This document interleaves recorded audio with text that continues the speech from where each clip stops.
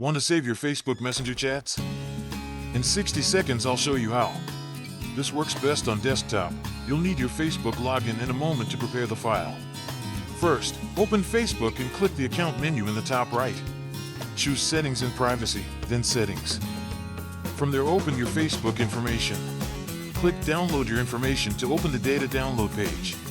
Now we'll pick what to export: messages only, date range, format, and media quality. Step 1. In the data page, uncheck everything except messages so only chats are included. Step 2. Set the date range or choose all of my data if you want everything. Step 3. Pick HTML for easy reading or JSON if you need structured data. Choose media quality, then click Create File to start Facebook processing your request. You'll get a notification or email when the file is ready. Processing can take minutes to hours. Download the file, unzip it, and open the messages.html to view your conversations. That's it.